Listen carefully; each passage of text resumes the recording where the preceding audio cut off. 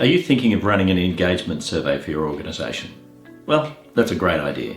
We know that organisations that are high in engagement tend to have higher levels of internal satisfaction of staff, happiness of staff, lower staff turnover, so there's a range of positive internal benefits from measuring engagement. In addition, external benefits, things like profitability, things like satisfaction of customers and stakeholders are really beneficial. But what is engagement?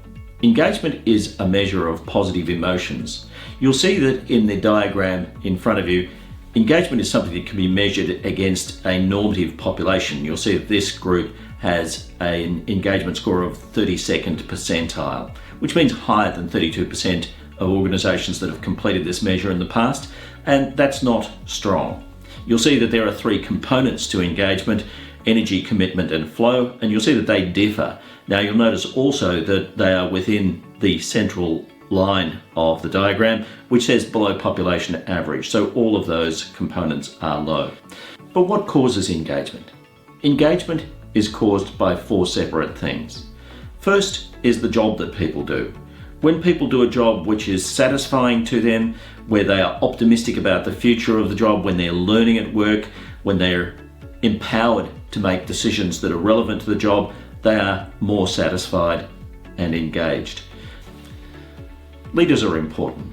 When people are led by leaders who are optimistic and positive and create clarity about the job and behaviours that are necessary in the workplace, that causes higher levels of engagement. The organisation is important.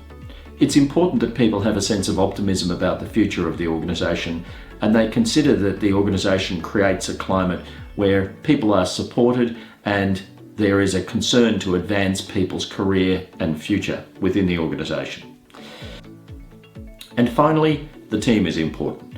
When people work for a team which is considered to be cohesive, friendly, warm, and committed to achieving important objectives, they are much more engaged.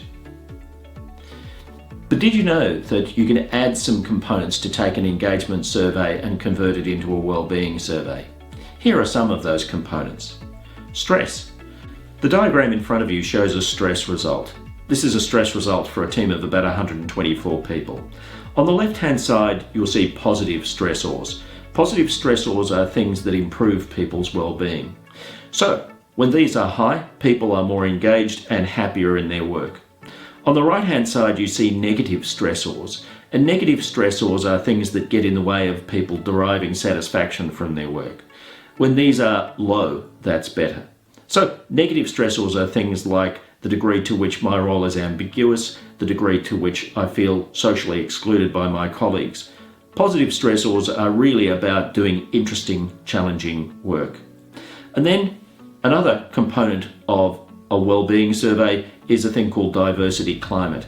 You'll see that the result here shows that the organisation's below population average in diversity climate. Diversity climate is the degree to which the employees consider the organisation to be inclusive of people from diverse backgrounds.